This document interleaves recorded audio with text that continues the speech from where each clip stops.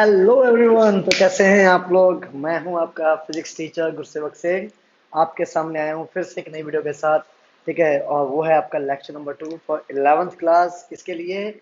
Laws of motion के लिए। ठीक है, पिछली ही वीडियो में मैंने आपको लॉज ऑफ मोशन का इंट्रोडक्टरी पार्ट समझा दिया। अरिस्टोटल ने क्या कहा, गलीलियो ने क्या कहा, न्यूटन आए, न्यूटन ने क्या कहा। ठीक है, उन सब की थ्योरीज के बारे में मैंने आपको उसमें बता दिया था। आज आपके चैप्टर की होगी स्टार्टिंग और इसमें इतना मजा आएगा ना, सीरियसली आपको। आप भी कहोगे अरे सर ये होती है फिजिक्स, अच्छे अच्छे क्वेश्चंस, अच्छे अच्छे कंसेप्ट, आपकी लाइफ में क्या क्या चल रहा है उसके बारे में स्टडी करोगे। बहुत सी ढेर सारी चीजों के बारे में आप लोगों को पढ़ने को मिलेगा। ऐसा भी होता था, बिल्कुल। अभी तक अपने लोग कर रहे थे क्लासिकल फिजिक्स। पहला चैप्टर, सॉरी पहला लेक्चर आप लोगों ने 11th क्लास का अगर देखा होगा तो आपको पता चल गया होगा क्लासिकल फिजिक्स क्या चीज। क्लासिकल फिजिक्स में आपकी मैकेनिक्स आती है, थर्मोडायनेमिक्स आती है, ऑप्टिक्स आती है। और अगर नहीं देखा है वो पहला लेक्चर तो वीडियो में आपको डिस्क्रिप्शन दे रखा है, वहां पे जाइए और देखिए। तो भाई क्लासिकल फिजिक्स में अपने लोग मैकेनिक्स पढ़ रहे हैं और मैकेनिक्स का पहला पार्ट काइनेमेटिक्स अपने लोग ऑलरेडी पढ़ चुके हैं, motion in a straight line में। और अगर वो नहीं पढ़ा है तो जाइए motion in a straight line complete unit खत्म करिए, फिर इस वीडियो को दोबारा देखिए। क्योंकि ऐसा नहीं है कुछ समझ में नहीं आएगा, क्योंकि 9th क्लास में आपने थोड़ा बहुत पढ़ा हुआ है तो कुछ ना कुछ तो पल्ले पड़ेगा। बट होता है ना, बिल्डिंग स्ट्रॉन्ग करनी है तो नी को मजबूत करना बहुत जरूरी है। तो उसके लिए क्या करना चाहिए? मोशन और स्ट्रेट लाइन को अच्छे से देखना चाहिए पहले। तो भाई अपने लोग काइनेमैटिक्स के बारे में ऑलरेडी पढ़ चुके हैं, that is motion in straight line में, जिसमें अपने लोगों ने पढ़ा था कि बॉडी 1D मोशन में, 2D मोशन में, 3D मोशन में होती है, बॉडी रेस्ट में होती है तो बॉडी मोशन में होती है। इन सब चीजों के बारे में पढ़ा था। कहने का मतलब अपने पर्टिकुलर बॉडी के इफेक्ट के बारे में पढ़ा था। काइनेमैटिक्स बेसिकली बात करता है इफेक्ट के बारे में। वो कभी बात नहीं करता है कॉज क्या था, उसके मोशन का कारण क्या था, रीजन क्या था, क्यों आई बॉडी मोशन में या क्यों आई बॉडी रेस्ट में। बट अब अपने लोग पढ़ेंगे कि बॉडी में मोशन लाने का कारण क्या था, कौन था वो पर्टिकुलर चीज जो बॉडी को मोशन में ला रहा था। तो वो पर्टिकुलर ब्रांच को नाम दिया जाता है डायनामिक्स। और डायनामिक्स दो चीजों के साथ डील करता है। कौन कौन सी? एक होता है कॉज, कॉज बोले तो कारण, किसकी वजह से बॉडी मोशन में आई। और दूसरा, इसमें इफेक्ट की भी बात करी जाती है कि बॉडी रेस्ट पे है या बॉडी मोशन में है। मैं कह रहा हूँ बहुत मजा आएगा, ट्रस्ट मी। जाना मत कहीं, वीडियो को एंड तक देखना। ठीक है, बहुत अच्छे अच्छे कंसेप्ट आएंगे इसमें। अपने लोग सारी चीजों के बारे में बात करेंगे। कुएं में से पानी निकालने का कंसेप्ट, उसमें स्ट्रिंग क्या रोल प्ले करता है। ब्लॉक एक वेज से, वेज बोले तो कुछ इस तरह से एक स्ट्रक्चर होता है, इसको वेज कहा जाता है। तो वहां से बॉडी नीचे आएगी या नहीं आएगी, आएगी तो क्यों आएगी, नहीं आएगी तो क्यों आएगी। इन सब चीजों के बारे में अपने लोग क्या करेंगे, इसमें स्टडी करेंगे। तो अब अपना जो दूसरा पार्ट शुरू हो रहा है वो है डायनेमिक्स। मैकेनिक्स चल रहा है, काइनेमेटिक्स कर चुके हैं, मैकेनिक्स का एक पार्ट। और दूसरा पार्ट जो मैकेनिक्स का है वो क्या है? वो है आपका डायनेमिक्स, जिसमें अपन लोग कॉज और इफेक्ट के बारे में स्टडी करेंगे। कॉज, कॉज बेसिकली क्या है? कोई भी बॉडी अगर मोशन में आ रही है, अगर ये बॉडी आपके मोशन में है तो इसको मोशन में लाने वाला भाई एक ही बंदा है, वो है फोर्स। फोर्स नहीं लगाओगे बॉडी के ऊपर तो जाहिर सी बात है बॉडी वहीं की वहीं रुकी रहेगी, जैसी है वैसी की वैसी रहेगी। न्यूटन ने कहा ही था अपने पहले लॉ में, body will not change it's state unless और until a force is applied on it। 9th class में बड़ा हुआ कंसेप्ट है भैया आपका। तो भैया फोर्स की वैल्यू अगर होगी तो बॉडी आएगी मोशन में। तो वो बेसिक कॉज है किसका? मोशन का। कौन? Force. Force is the basic cause of motion. अगर फोर्स लगेगा बॉडी के ऊपर तो बॉडी मोशन में आएगी। फोर्स कैसा होगा? फोर्सेस के टाइप्स होते हैं, बहुत टाइप्स होते हैं, अनगिनत टाइप्स होते हैं। फ्रैंकली टेलिंग यू, आप उसकी गिनती कर ही नहीं सकते। Gravitational force, electromagnetic force, magnetic forces, आपके Van der Waals forces, weak nuclear forces, strong nuclear forces, blah forces, contact forces, non contact forces, conservative forces, non conservative forces, क्या बताऊं कैसे forces, frictional forces, viscous forces, बहुत सारे forces. तो भाई basically I am dealing here with mainly of two types of forces. तो दो type जिनके बारे में अपन लोग अच्छे से स्टडी करेंगे, वो कौन कौन से हैं? अभी जिनके बारे में आपको बता रहा हूँ, क्योंकि उस टाइप के फोर्सेस को ही मैं आगे लेके चलूंगा आपके साथ। तो टू टाइप्स ऑफ फोर्सेस में आपके आते हैं कांटेक्ट फोर्स, ठीक, और दूसरा non contact force. Non contact force, तो भाई फोर्सेस जो पर्टिकुलर दो बॉडीज के बीच में लग रहे हैं, ठीक है, और वो बॉडीज आपस में कांटेक्ट में नहीं है, दूर है, फिर भी फोर्स लग रहा है, तो ऐसे फोर्सेस को नाम दे दिया जाता है नॉन कांटेक्ट। बट जब दो बॉडीज आपस में कांटेक्ट में हैं और तब वही कोई फोर्स लगे तो उसको कहा जाता है कांटेक्ट फोर्स। मैं चल रहा हूँ, चलने में मुझे कोई हेल्प कर रहा है, तो वो कौन है? फ्रिक्शन। और नहीं होगा फ्रिक्शन तो पैर नीचे की तरफ, पीछे की तरफ फिसल जाएगा और मैं आगे की तरफ गिर जाऊंगा, जैसे आइस के ऊपर होता है। तो ऐसा बहुत जरूरी है आपके ये कांटेक्ट फोर्सेस, इसके बिना तो ये समझ लो जिंदगी में सर्वाइव करना आपके लिए मुश्किल ही है। तो कांटेक्ट फोर्सेस के मैं कुछ एग्जांपल्स अगर आपको दूं, तो पहला एग्जांपल है frictional force, very very important. दूसरा एग्जांपल विस्कस फोर्स, है ना, किसी भी लिक्विड को अगर आप फ्लोर पे गिराओ तो वो कुछ टाइम के बाद रुक जाता है, रुकने का कारण विस्कस फोर्स लगता है, विस्कोसिटी नाम की एक प्रॉपर्टी वहां पर टेक प्लेस करती है। सिमिलरली अगर मैं नॉन कॉन्टैक्ट फोर्सेस की बात करूं, तो ये भी आपके बहुत टाइप के होते हैं। इनमें से एक आप लोगों ने पहले सुना हुआ है। कौन सा सुना हुआ है सर? हमें तो लगता है हमें फिजिक्स आती ही नहीं है। अरे मेरे भाई, तुझे बहुत कुछ आता है, इसको खोल और देख इसके अंदर क्या क्या है, बहुत कुछ है। तो भाई पहली तो हो गई ग्रेविटेशनल फोर्स, और ये ग्रेविटेशनल फोर्स आप लोगों ने सुनी तो हुई है। जब भी दो बॉडीज किसी पर्टिकुलर डिस्टेंस आर अपार्ट पर होंगी तो उनके बीच में एक फोर्स लगेगा, तो वो फोर्स डिपेंड करेगा किन किन के ऊपर? वो फोर्स डिपेंड करेगा इनके मासेस के ऊपर। तो product of masses m1 m2, ठीक है, इनवर्सली प्रोपोर्शनल होगा square of the distance between them. उन दोनों को कंबाइन कर दूंगा तो मिल जाएगा m1 m2 अपॉन r का स्क्वायर। तो इस तरह से आपको फोर्स मिलता था F is equal to G m1 m2 upon r का स्क्वायर। क्या बात कर रहे हो लड़के? सर जी पी रखी है क्या? ना ना ना ना ना, मजा आ रहा है आपको, मुझे इतना पता है। और वो इधराना है पढ़ाई करते समय बिल्कुल मस्ती करनी, मैं भी करता हूँ, आपको भी करनी है। नहीं तो कंसेप्ट पल्ले नहीं पढ़ने, फिजिक्स ऐसी ही है, बोर करूंगा तो भाग जाओगे और इंटरेस्ट दिलाऊंगा तो यहीं बैठे रहोगे। तो यहाँ पर ये जी ग्रेविटेशनल कांस्टेंट है। चलो यार, ये चीजों के बारे में अपने लोग 6 यूनिट में स्टडी करेंगे, जब अपने लोग ग्रेविटी के बारे में स्टडी करेंगे। अभी अपने लोगों को जस्ट इतना बताना है नॉन कॉन्टैक्ट फोर्सेस के एग्जांपल्स, और वो है ग्रेविटेशनल फोर्स, दूसरा electrostatic force, no no no no, electrostatic force हो गया, और तीसरा मैग्नेटिक फोर्स। ठीक है भाई, ये हो गया आपके पास मैग्नेटिक फोर्स। बहुत से फोर्सेस है, बहुत बहुत बहुत। अपने लोगों को अभी किसी की बात नहीं करनी है अभी के लिए। अच्छा, इसमें और भी फोर्सेस आ सकते हैं, एक और बताता हूँ मैं, टेंशन। ठीक है, टेंशन कहाँ? स्ट्रिंग के अंदर लगता है टेंशन, ये भी आपका एक तरह का कॉन्टैक्ट फोर्स है। तो मुझे बेसिकली जिनके ऊपर फोकस करना है, ठीक है, वो कौन कौन सा है? इस कॉन्टैक्ट फोर्स में कौन आता है यार? Normal reaction.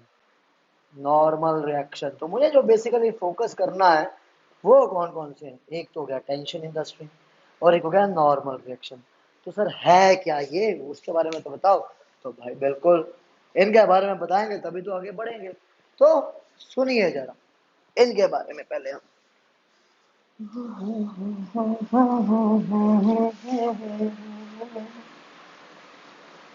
यार मेरा दिलदार मेरा, मैं करता हूँ मैं प्यार तुझे। ओ नहीं, वो मेरी शादी हो रखी है यार, अब किसी से नहीं करता। आगे देखो भैया, ठीक है। नॉर्मल रिएक्शन की मैं बात कर रहा था, तो नॉर्मल रिएक्शन देखिए क्या होता है। नॉर्मल रिएक्शन देखो भाई, मैं खड़ा हूँ भाई यहाँ पर, ठीक, तो भाई मेरा वेट कहाँ लग रहा है? इस फ्लोर पर जहां पर इस समय मैं हूँ। तो फ्लोर के ऊपर मेरा वेट लग रहा है, तो वेट बेसिकली एक फोर्स है, और फोर्स जब इस फ्लोर के ऊपर लग रहा है तो भाई ये फ्लोर इतना मासूम तो नहीं है मैं इसको चोट पहुंचाऊं और ये मुझे ना पहुंचाए। तो जितनी चोट में, जितना फोर्स मैं इसके ऊपर लगा रहा हूं, उतना ही फोर्स ये मेरे ऊपर लगाएगा, क्योंकि मैं इसको जब बैलेंस कर रहा हूँ अपनी बॉडी को, तो वो बैलेंस करने में मेरी कोई हेल्प कर रहा है। वो कौन है? वो ये फ्लोर है। तो फ्लोर क्या करता है? उतना ही फोर्स मेरी बॉडी के ऊपर अपवर्ड्स लगाता है, ताकि मेरी बॉडी को कोई बैलेंस कर सके। वरना क्या हो भाई, वेट में नीचे लगाऊं तो मुझे ऊपर की तरफ अगर कोई बैलेंस नहीं करेगा तो मैं तो नीचे जाता जाऊंगा। बट नहीं, ऐसा नहीं होता। मैं नीचे नहीं जा रहा हूँ, मैं रुका हुआ हूँ। तो रुकने का कारण क्या है? जितना वेट मैं नीचे लगा रहा हूँ, फ्लोर भी उतना ही वेट या उतना ही फोर्स मेरे ऊपर लगाता है, ताकि मैं वहीं का वहीं रुका रहूं। जैसे सपोज अगर ये अर्थ है, मैं यहाँ खड़ा हुआ हूँ, मैं यहाँ खड़ा हूँ, अरे यार टांगे चार बन गई, कोई बात नहीं। शुरू में चार ही होती थी, तो आदि मानव समझो अपने आप को।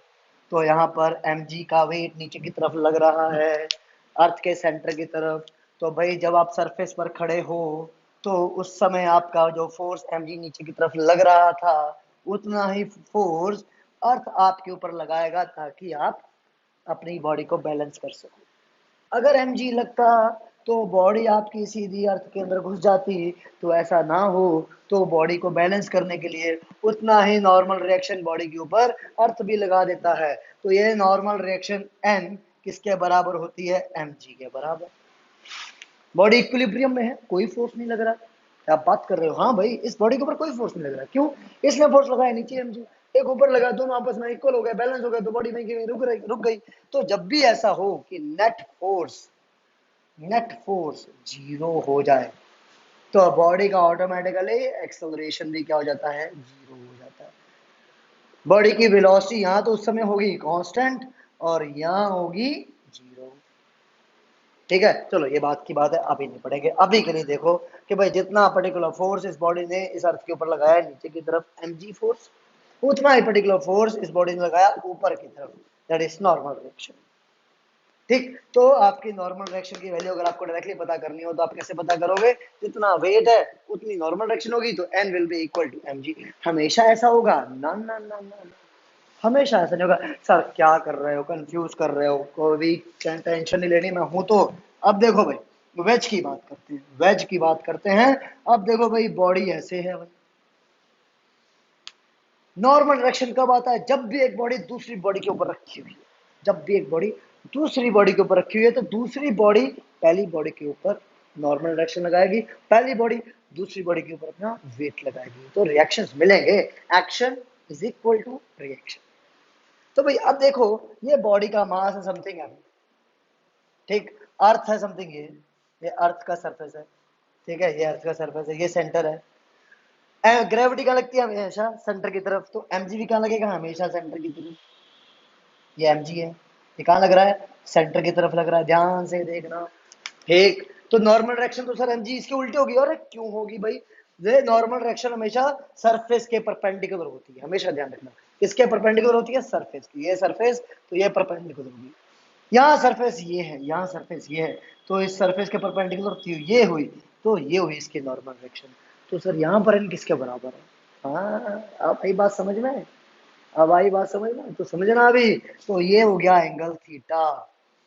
यहाँ mg के होंगे दो component, resolution of a vector नाम का एक टॉपिक पढ़ा हुआ है। तो mg के होंगे दो कंपोनेंट, एक जाएगा इधर और एक जाएगा नीचे। ठीक, ये थीटा, तो इस लाइन को जब मैंने प्रोड्यूस करा, ये 90, तो ये कितना हुआ? ये 190 माइनस थीटा हुआ या नहीं? जब ये 90 माइनस थीटा, तो ये कितना बचेगा? तो ये कंप्लीट 90, ये कंप्लीट 90, ये 90 माइनस थीटा, तो ये कितना हुआ? ये हुआ थीटा। ठीक है, तो फिगर मैं दोबारा बना देता हूँ यार, ताकि आपको कंफ्यूजन ना हो। तो ये हो गया वेज, ये हो गया वेज, और ये बॉडी का वेट mg। बॉडी मैं बना देता हूँ, बॉडी ये थी आपके पास, ठीक है। और ये आई आपके पास नॉर्मल डायरेक्शन n। कंपोनेंट्स की बात करते हैं, तो कंपोनेंट आपके पास एक गया इधर mg का, एक गया नीचे, ठीक है। अगर ये एंगल थीटा है, तो ये एंगल थीटा है। कैसे आया? अभी मैंने समझा दिया भाई, ठीक है। तो mg का जिसके साथ एंगल बना है, तो वो कंपोनेंट कौन सा हो जाएगा? mg cos theta. और जो नीचे जा रहा है वो हो जाएगा mg sin थीटा। तो नॉर्मल रिएक्शन किसके बराबर बराबर होना चाहिए? Just opposite. Action is equal to reaction, तो जस्ट अपोजिट क्या है? n will be equal to mg cos of थीटा। वही नॉर्मल डायरेक्शन यहाँ देखो तो mg के बराबर है, वही नॉर्मल डायरेक्शन यहाँ देखो तो mg cos थीटा के बराबर है। सरफेस के ऊपर डिपेंडेंसी है, सरफेस कैसा है, इंक्लाइंड है जिसी किसी एंगल पे, तो ये वाला केस। हॉरिजॉन्टल है विद रिस्पेक्ट टू अर्थ, तो ये वाला केस। बात समझ में आ रही है? नॉर्मल डायरेक्शन की बात कर रहा हूँ, क्लियर हो रही है या नहीं? होनी चाहिए। ठीक है। सिमिलरली अगर मैं एक और केस की बात करता हूँ, ठीक है, एक बॉडी ये रखी है सरफेस के ऊपर, ओके, कोई दिक्कत नहीं सर, ये तो ऐसे केस है। चलो एक और रख देते हैं। अरे सर क्या कर रहे हो? कुछ नहीं भाई, कोई डरने की बात थोड़ी। अब बताओ नॉर्मल डायरेक्शंस क्या क्या होंगे इनके। तो कोई टेंशन नहीं लेनी भाई, इसका वेट। तो इस केस में अपने लोगों को क्या करना है, हर बॉडी का अपना क्या होता है, हर बॉडी का अपना क्या होता है। FBD ये क्या है सर? ये होता है फ्री बॉडी डायग्राम। और इसको अगर नहीं समझा ना, तो मान लेना कंपटीशन तो गया, नहीं निकलेगा। हाँ सर बिल्कुल, बहुत इंपॉर्टेंट टॉपिक है। मैकेनिक्स का पार्ट का ये टॉपिक सबसे इंपॉर्टेंट है, और ये नहीं समझा तो समझ लो न्यूमेरिकल पार्ट आपको कुछ नहीं आता है। तो फ्री बॉडी डायग्राम को समझना है अब आपने। तो देखिए भाई, फ्री बॉडी डायग्राम के लिए टॉपिक अलग से शुरू कर देते हैं। ठीक है। तो अभी आपका टॉपिक क्या चल रहा है, नॉर्मल डायरेक्शन। और नॉर्मल डायरेक्शन में ही आपका एक टॉपिक आ गया, कौन सा? Free body diagram. और फ्री बॉडी डायग्राम ये समझ लीजिए सब टॉपिक्स के लिए अवेलेबल होता है, जितने भी आप आगे जाके स्टडी करोगे उन सब में ये लगेगा। ठीक है।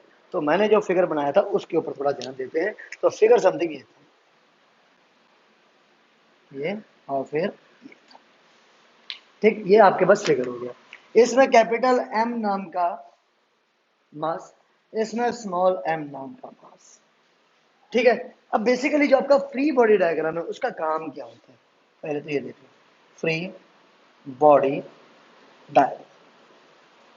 फ्री बॉडी डायग्राम में बेसिकली अपने लोगों को ऑब्जेक्ट को क्या लेना है, पॉइंट लेना है। और उसका मेन काम क्या होता है, जितने भी फोर्सेस हैं वो सारे के सारे शो करने हैं।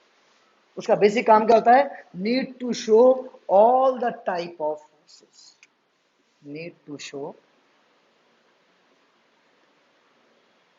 All the type of force. जितने भी फोर्सेस लग रहे होंगे सब फोर्सेस की बात करता है फ्री बॉडी डायग्राम। कोई भी फोर्स लग रहा होगा, ग्रेविटेशनल हो गया, फ्रिक्शन हो गया, ठीक है, टेंशन का हो गया, नॉर्मल डायरेक्शन का हो गया, सारे फोर्सेस को ये फ्री बॉडी डायग्राम दिखाएगा। अब जैसे ये बॉडी अगर इतनी बड़ी आपको यहाँ पर दिख रखी है, तो अपने लोग इसको पॉइंट ऑब्जेक्ट से शो करेंगे।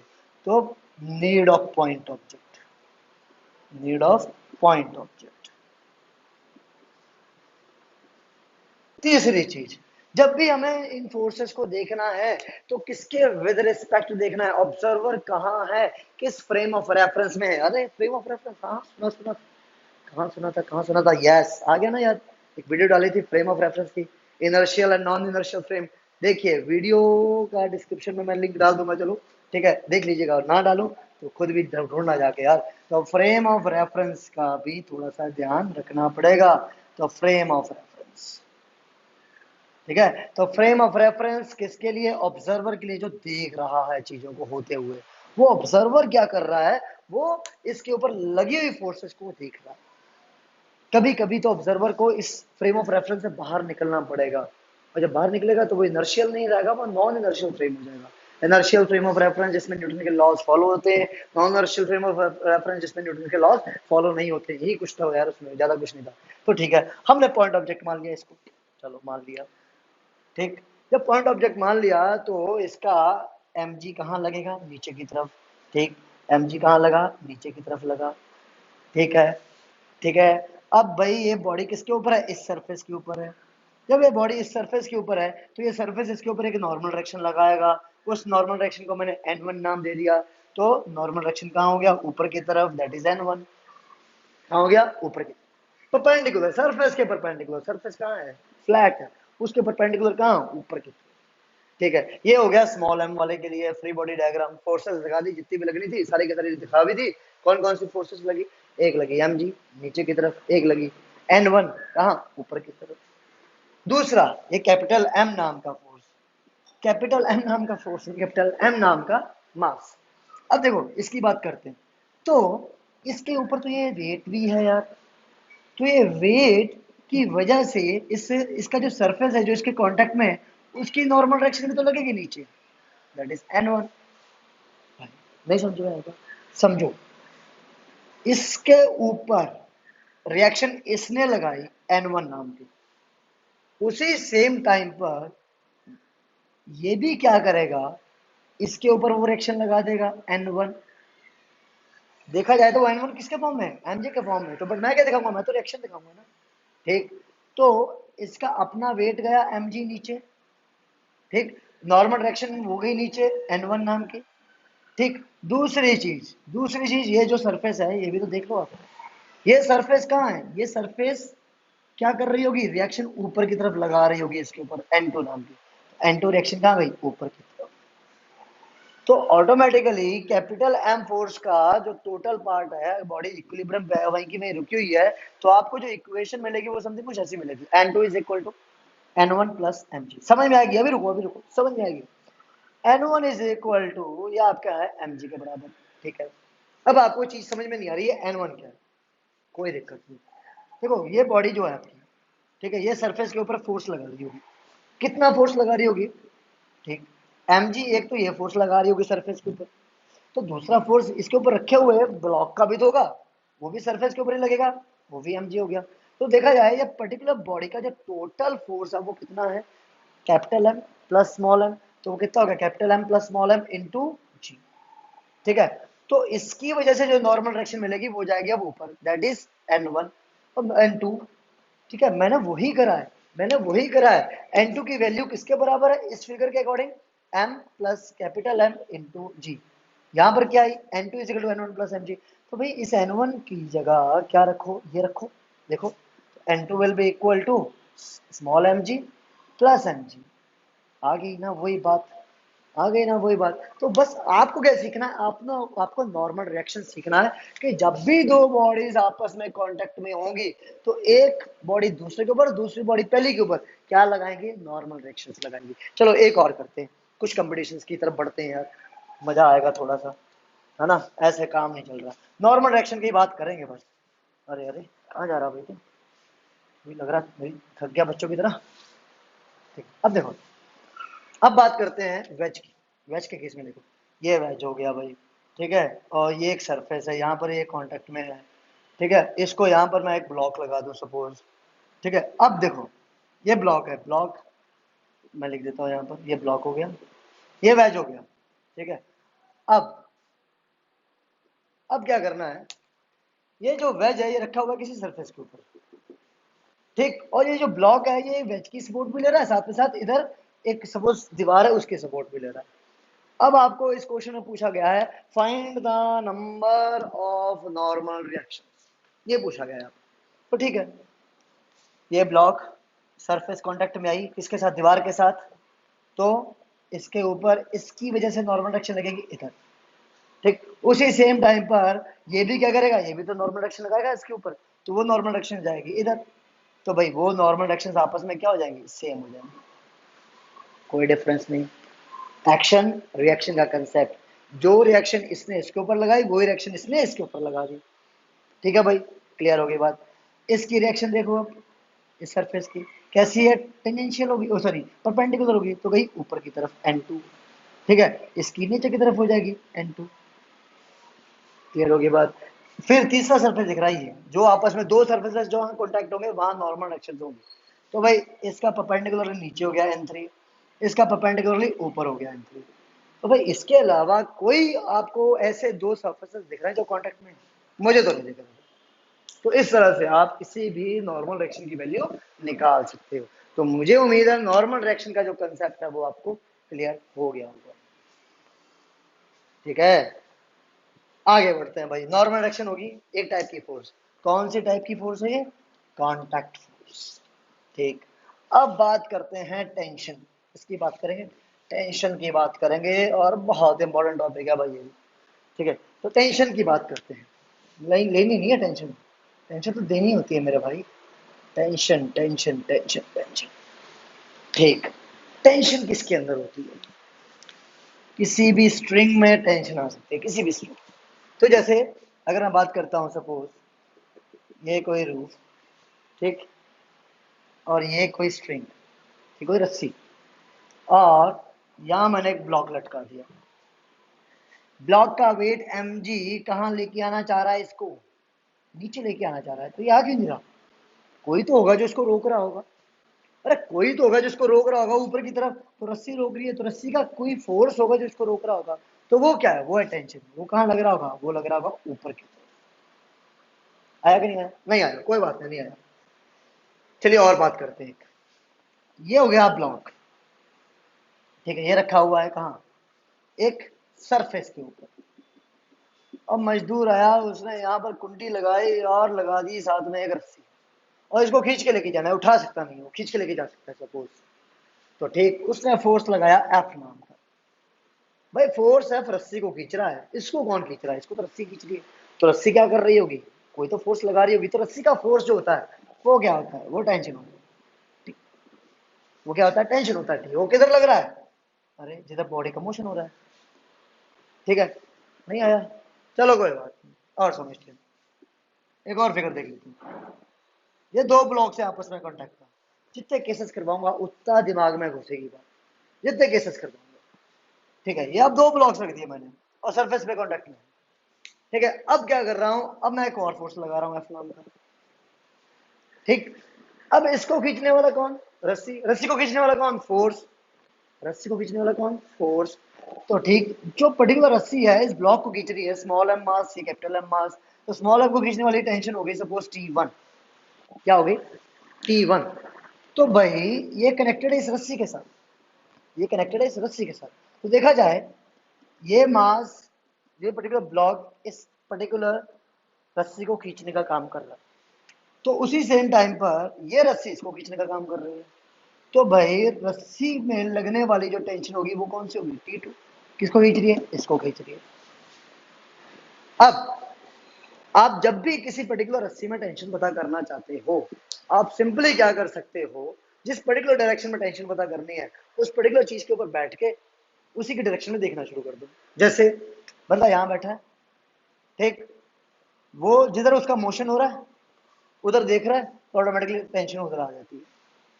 सेम टाइम पर अगर बंदा यहाँ बैठा हुआ है, सेम टाइम पर जब बंदा यहाँ बैठा हुआ है, अगर वो इधर की तरफ देखता है तो इसकी वजह से इसके ऊपर टेंशन लग रही है इधर, और जब यहाँ बैठा है और उधर की तरफ देख रहा है तो इसकी वजह से इसके ऊपर टेंशन लग रही है इधर।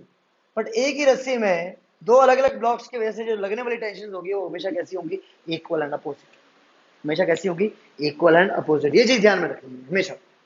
सेम टाइम पर अगर देखो ध्यान, यहाँ पर बंदा अगर यहाँ बैठा है, बंदा अगर यहाँ बैठा है तो ऊपर देख रहा है, टेंशन यहाँ है। और यही सेम टाइम पर अगर बंदा यहाँ बैठा होगा और नीचे देख रहा है तो टेंशन इधर है। तो ये दोनों टेंशन कैसी हैं? सेम। अच्छा, अब ये कोई रस्सी तो नहीं थी, ये तो कंपोनेंट बनाया मैंने mg नाम का। ये कोई रस्सी नहीं थी, ये mg नाम का एक कंपोनेंट है, यहाँ कोई रस्सी नहीं है। ये सोचो रस्सी है, ठीक है। तो एक ही रस्सी में अगर दो टेंशन बनाते हो तो वो दोनों टेंशन इक्वल एंड अपोजिट होती है। बट अगर कहीं पर भी तीसरे स्ट्रिंग की बात कर लेते हो तो वो तीसरे स्ट्रिंग में आपकी या दूसरे स्ट्रिंग में आपकी जो टेंशन होगी वो डिफरेंट होगी। डिफरेंट किससे? पहले स्ट्रिंग। ठीक है, तो और केसेस लेते हैं, कुछ और एग्जांपल्स लेते हैं। जैसे सपोज ये यहाँ एक ब्लॉक रखा हुआ है, ठीक है, और इसके साथ अटैच्ड है। फिर सेम टाइम पर ये इसके साथ अटैच्ड है। अब हो क्या रहा है? जब बंदा यहाँ बैठा है तो सपोज वो ऊपर की तरफ देख रहा है, टेंशन नहीं होगी। और जब बंदा यहाँ देख रहा है तो यहाँ बैठा है तो वो नीचे की तरफ देख रहा है तो टेंशन नहीं होगी। ये दोनों टेंशन कैसी हैं? एक ही रस्सी पर है तो इक्वल एंड अपोजिट। उसी सेम टाइम पर, उसी सेम टाइम पर यहाँ बैठे हुआ बंदा जब उधर देखेगा तो टेंशन इधर की तरफ आ गई, और यहाँ बैठा हुआ बंदा जब नीचे की इधर की तरफ देखेगा तो टेंशन इधर आ गई। तो ये दोनों टेंशन इससे हटके होंगे, तो इसको नाम दे दोगा T2, इसको नाम के देना पड़ेगा T1। हो सकता है आगे मैं इसको क्वेश्चन भी करवाऊं कि बताइए T1 T2 की वैल्यू कितनी है। ये आगे करवाऊंगा, क्वेश्चन करवाऊंगा, अभी रुक जाओ। सेम टाइम से सेम तरीके से अगर अगर मैं एक वेज ले लेता हूँ, ठीक है, सपोज मैं वेज ले लेता हूँ और वेज के यहाँ पर मैंने एक कोई ब्लॉक लगा रखा है, ब्लॉक इन द सेंस कोई वॉल लगा रखी है, और इसके साथ मैंने एक रस्सी को बांध दिया और यहाँ पर मैंने एक ब्लॉक को रिलीज कर दिया। रिलीज करा है बट वो जा ही नहीं रहा नीचे, क्यों? वो रुका हुआ, उसकी वेलोसिटी क्या है? जीरो। क्यों है जीरो भाई? कौन है जो उसको रोक रहा है? भाई ये रस्सी रोक रही है। तो इसका mg का कुछ कंपोनेंट है जो नीचे की तरफ लाना चाह रहा है, बट अगर आप यहाँ देखते हो तो कोई चीज है जो उसको ऊपर की तरफ खींच रही है। कौन है वो? टेंशन। तो बंदा यहाँ बैठा है, तो उधर की तरफ खींचने वाली कौन? टेंशन। बंदा यहीं पर बैठ के इसको देखेगा तो टेंशन कहाँ है? नीचे की तरफ। एक ही रस्सी में दो डिफरेंट टेंशन नहीं होती, एक ही होती है, बट वो होती कैसी है? Equal and opposite. जब आप अपने फेस को चेंज कर देते हो, ऐसा समझ लो कि जहां पर भी बैठे हो, ठीक है, उधर की तरफ आपको शूट करना है। जहां पर भी बैठे हो और उधर की तरफ आपको शूट करना है, तो आपका तीर उस पर्टिकुलर डायरेक्शन में जाना चाहिए। तो आप ये समझ लो एरो वाली पॉलिसी को यहाँ पर आप प्रेफर कर सकते हो, ठीक है। अब इसके बेसिस के ऊपर कुछ न्यूमेरिकल्स करते हैं, बट न्यूमेरिकल्स करने से पहले मैं आपको कुछ और भी बताना चाहूंगा, ताकि आपको कंसेप्ट और क्लियर हो जाए और अच्छा हो जाए, ताकि बिल्कुल भी किसी भी तरह का पछतावा ना हो कि सर कैसे करा, क्यों हुआ। तो मैं इतनी तो उम्मीद करता हूँ ना आपसे कि आपको नॉर्मल डायरेक्शन का कंसेप्ट क्लियर हो गया होगा और टेंशन का कंसेप्ट क्लियर हो गया होगा, ठीक है। तो एक चीज और बताना चाहता हूँ इक्विलिब्रियम के बारे में। क्या होता है इक्विलिब्रियम? ठीक है, एक वर्ड है इक्विलिब्रियम। इक्विलिब्रियम, सही बोल रहा हूँ? इक्विलिब्रियम सही है। थोड़ी बहुत अंग्रेजी तो है मेरी ऐसी, बाकी आपको काम चलाना पड़ेगा। इक्विलिब्रियम, है ना?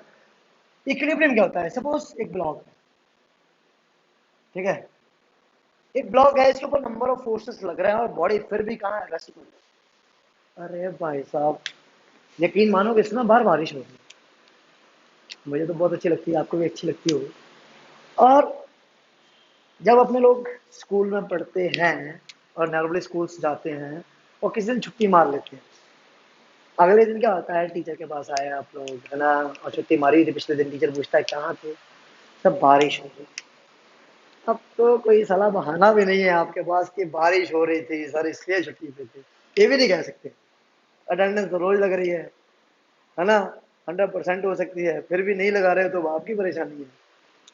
बट बारिश वाला साला कोई बहाना इस समय आपको सूट नहीं करेगा, ना आप लगा सकते हो। कहीं पर भी हो, ऑनलाइन चल रहा है सब कुछ, मजे में हो। मजे में कहाँ है सर? वीडियोस देखनी पड़ती है, अटेंडेंस लगानी पड़ती है, सारे काम करने पड़ते हैं। मजे में तो तब होते हैं जब स्कूल खुले होते हैं। अभी तो और घिर गए। पेरेंट्स कहते हैं पढ़ो, और हम पढ़ नहीं रहे, है ना। कुछ के पेरेंट्स से भी कहते होंगे छोड़ो इसका एक साल, है ना, पढ़ाई ना करो। कुछ होंगे ऐसे भी, बट नहीं मेरे भाई, ऐसा बिल्कुल मत करना। इसको जंग लग सकता है बैठे बैठे। ट्राई करके देखो एक हफ्ता, बस एक हफ्ता ट्राई करके देखो, 7वें दिन पढ़ने की कोशिश करना। मजाक नहीं कर रहा हूँ, पढ़ने का मन नहीं करेगा 7वें दिन, सीरियसली। ये 6 दिन भी जो निकलेंगे ना, ऐसे निकलेंगे यार क्या कर रहा हूँ। आप एक साल बर्बाद करने की सोच रहे हो? बिल्कुल भी नहीं। जो मिल रहा है ना, जितना मिल रहा है उसमें खुश रहो। पता देखो, जिंदगी में क्या होता है ना, ये एक पहली सीढ़ी होती है सफर की, और उसके बाद की सीढ़ियां समथिंग ऐसी होती है, ऐसी छोटी छोटी। ये पहली सीढ़ी को चढ़ना सबसे टफ होता है। क्या क्या सोचता है यहीं पर बंदा, पता क्या क्या नेगेटिव सोचने लग जाता है, मुझसे नहीं होता, मैं नहीं कर पाऊंगा, मेरे लायक ही नहीं है, मैं इसके लायक नहीं हूं। अरे बहुत टफ है। अरे लोग क्या कहेंगे, अरे लोग क्या कहेंगे, सबसे बड़ा रोग यही है, लोग क्या कहेंगे। सोचना ही नहीं होता कुछ यार। अगर लगता है कि मेरे लिए कुछ चीज बनी है, तो उसमें घुस जाना है, उसको ही करना है। सबसे पहले स्टेप को क्लियर करके देखिए, आगे तो है ही नहीं कुछ यार। आगे लगता है बस यही तो जाना है, यही तो जाना है, और पता है नहीं उसके बाद लगता है अब रुकना नहीं, अब बहुत कुछ करना है जिंदगी में और करते जाना है। तभी तो मुझे अच्छा लगेगा यार, ये बच्चों को कहीं मैंने पढ़ाया, कितना मजा आएगा। चलो, बहुत हो गया, मजा आया। तो इक्विलिब्रियम की बात करते हैं। इक्विलिब्रियम का मतलब क्या होता है? जब भी एक पर्टिकुलर बॉडी के ऊपर नंबर ऑफ फोर्सेस लग रही होती है, नंबर ऑफ फोर्सेस, ठीक है, उन नंबर ऑफ फोर्सेस का अगर रिजल्टेंट क्या आ जाए, नेट फोर्स क्या आ जाए, जीरो आ जाए, बॉडी फिर भी क्या है? रेस्ट पर है। तो ऐसी पर्टिकुलर बॉडी को किस कंडीशन में कहा जाता है? इक्विलिब्रियम की कंडीशन में कहा जाता है, कि जब नंबर ऑफ फोर्सेस लगने के बाद भी बॉडी में कोई मोशन नहीं हो रहा है, तो हम बेसिकली क्या कहते हैं? Body is in equilibrium, net force क्या है? जीरो है।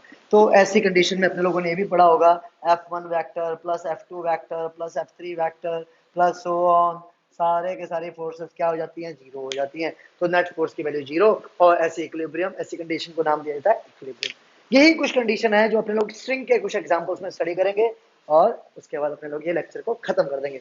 बट अभी बहुत आने वाला है, चिंता मत करना, अच्छे अच्छे न्यूमेरिकल्स आने वाले हैं, अच्छे अच्छे कंसेप्चुअल्स आने वाले हैं, और जो आपकी आईआईटी में बहुत मदद करेंगे। तो सबसे पहले जो मैंने थोड़ी देर पहले एक फिगर बनाया था, उस फिगर को न्यूमेरिकल के फॉर्म में अपने लोग देखते हैं, ठीक है। एक ब्लॉक था, स्ट्रिंग के साथ अटैच था, उसको इधर से भी अटैच कर दिया। सपोज यहाँ पर एक दीवार है सर पे ऊपर, वहां पर एक रस्सी बांधी और इधर एक ब्लॉक लगा दिया, उसी ब्लॉक को अटैच कर दिया इस दीवार के साथ, इधर भी एक दीवार है, ठीक है। अब वो ब्लॉक यहीं पे रुका रहेगा, ठीक है। अब यही रहेगा तो इसका मतलब इसके ऊपर का जो नेट फोर्स होगा वो जीरो होगा। नेट फोर्स जीरो होगा, तो नेट फोर्स जीरो होने का कारण क्या है? नेट फोर्स जीरो होने का कारण एक ही होगा, इसकी हॉरिजॉन्टल और वर्टिकल फोर्सेस आपस में क्या कर रही होंगी, एक दूसरे को कैंसिल कर रही होंगी।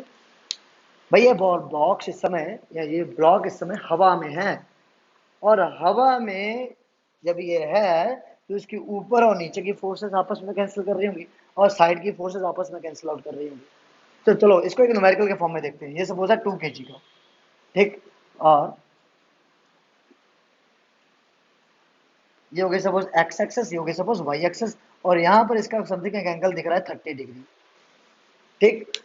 अब जब मैं यहाँ से देखता हूँ तो टेंशन नीचे की तरफ T1, जब यहाँ से देखता हूँ ऊपर की तरफ तो टेंशन ऊपर की तरफ T2, यहाँ से देखता हूँ टेंशन नीचे की तरफ, सॉरी T2 नहीं, T1, और यहाँ से देखूँ तो T2 ऊपर, और यहाँ से देखूँ तो T2 इधर, ठीक है। अब आपने क्या करना है, इस T1 को रिजॉल्व करना है दो टुकड़ों में, ताकि एक फोर्स इस T1 की जाए एक्स एक्सेस की तरफ, एक जाए वाई एक्सेस की तरफ, तो जिसके साथ एंगल बन रहा है वो हो जाती है T1 cos 30 डिग्री, और ऊपर वाली जिसके साथ एंगल नहीं बन रहा है वो हो जाती है T1 sin 30 डिग्री।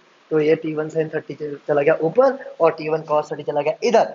बॉडी का वेट तो नीचे लगेगा ही मेरे भाई, mg, तो m की वैल्यू कितनी है 2 के बराबर, दैट इज 2 kg के बराबर। अब आपको बनाना है इसका फ्री बॉडी डायग्राम, चलो बनाओ। 2 kg का वेट, mg नीचे, ठीक, ऊपर गया फोर्स है T1 sin 30 डिग्री, ठीक, इधर जाने वाला फोर्स हो गया T1 cos 30 डिग्री, ठीक, इधर जाने वाला फोर्स हो गया जस्ट T2। इसको रिजॉल्व नहीं करेंगे, क्यों? एक्स और वाई के डायरेक्शन में जाने वाली चीजों को अपने लोग रिजॉल्व नहीं करते। जब भी कोई एंगल दे रखा होगा किसी एक्सेस के रिस्पेक्ट, उन चीजों को रिजॉल्व करते हैं। हमें इस क्वेश्चन में पता क्या पूछा गया होगा, इस क्वेश्चन में सपोज पूछा गया होगा find the tensions in the string, find tensions in string, ये पूछा गया है, बस सिंपल सा क्वेश्चन। अब अगर आपने इस क्वेश्चन को इस फॉर्म में ले आए ना तो बचा ही नहीं है भाई कुछ। कैसे? इतना कुछ तो भी बचा हुआ है सर।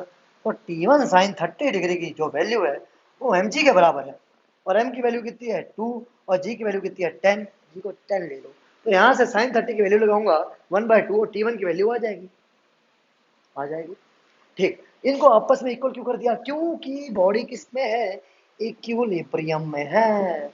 बॉडी किस फॉर्म में है? इक्विलिब्रियम के फॉर्म में है, और जब भी कोई बॉडी इक्विलिब्रियम के फॉर्म में होती है तो उसकी नेट फोर्स की वैल्यू क्या होती है? जीरो होती है, और नेट फोर्स अगर जीरो होगा तो हॉरिजॉन्टल फोर्सेस, वर्टिकल फोर्सेस आपस में एक दूसरे को कैंसिल कर देती है। तो vertical forces T1 sin 30 mg के बराबर होगा, कैंसिल आउट होगी, और हॉरिजॉन्टल फोर्सेस T2 की वैल्यू T1 cos 30 के बराबर होगी। तो इस तरह से आप T2 की जो वैल्यू होगी वो T1 cos 30 डिग्री के बराबर रख देते हो। अब यहाँ पर जो T1 है इसकी वैल्यू को आप यहाँ से निकालोगे, इसमें पुट करोगे और T2 की वैल्यू आ जाएगी। आई गेस मैं देखो मैं नीचे करूंगा, ये करोगे आप ही, और आंसर मुझे चाहिए कमेंट बॉक्स में, और नहीं लिखा तो अटेंडेंस नहीं लगाऊंगा भाई। तो ये आपने करना है। सिमिलरली नेक्स्ट क्वेश्चन की बात करते हैं। क्वेश्चंस करेंगे अच्छे अच्छे, बहुत सारे क्वेश्चंस है मेरे दिमाग में, सब करेंगे आज। अरे माय गॉड, बारिश चल रही है, गर्मी लग नहीं रही है, आज तो क्वेश्चंस बन रहे हैं, क्वेश्चंस निकाल लेंगे। एक क्वेश्चन और, सपोज ये, ठीक, ये, ठीक, ये, ठीक, इधर से एक अटैच कर दी गई, एक रस्सी इधर से आई, एक रस्सी इधर से आई, और मुझे यहाँ बीच में लटका दी। अब मैं झूल रहा हूँ बीच में, ये रस्सी ने हॉरिजॉन्टल के साथ एक एंगल बनाया, ये रस्सी ने इस हॉरिजॉन्टल के साथ एक एंगल बनाया, तो वो एंगल कितना कितना बनाया वो दिखा देता हूँ मैं आपको, 30 डिग्री और 60 डिग्री। सपोज अपनी मर्जी से मान लेता हूँ, मैं अपनी मर्जी का ही मालिक हूँ, और मैंने अपना वजन मान लिया 5 किलो। 5 किलो कहाँ सर, कोई बात नहीं, 50 मान लो, ऐसा हूँ तो 75 का, चलो 5 किलो मान लो अभी के लिए, कैलकुलेशन ज़्यादा टफ नहीं करेंगे आपके लिए। यहाँ बैठा हूँ तो टेंशन नीचे की तरफ, यहाँ बैठा हूँ तो टेंशन ऊपर की तरफ। इन टेंशन्स को इक्वल रखना है क्योंकि स्ट्रिंग एक है। ये आगे दूसरी स्ट्रिंग, तो दूसरी स्ट्रिंग में टेंशन्स कैसी होंगी, इक्वल एंड अपोजिट होंगी। बैटरी यहाँ, बैटरी यहाँ, और देखो T2 इक्वल एंड अपोजिट। ठीक है, अब इसका mg होगा नीचे की तरफ। ठीक सर, अब आप यहाँ से फ्री बॉडी डायग्राम बनाओ। अरे वही तो बनानी पड़ेगी। तो बनाने से पहले पहले तो इस T2 को रिजॉल्व करेंगे। एक जाएगी इधर, एक जाएगी ऊपर। सिमिलरली एक जाएगी इधर, एक जाएगी ऊपर। तो T1 का एक कंपोनेंट गया इधर T1 cos 30, और एक गया इधर T1 sin 30। सिमिलरली T2 का एक कंपोनेंट गया T2 cos 60, और एक गया इधर T2 sin 60। आई गेस अब बनाओ इसका free body diagram. Free body diagram में जितनी फोर्सेस हैं, हॉरिजॉन्टल फोर्सेस, वर्टिकल फोर्सेस, वो लगानी होती है। हमेशा याद रखना, वर्टिकल फोर्सेस और हॉरिजॉन्टल फोर्सेस।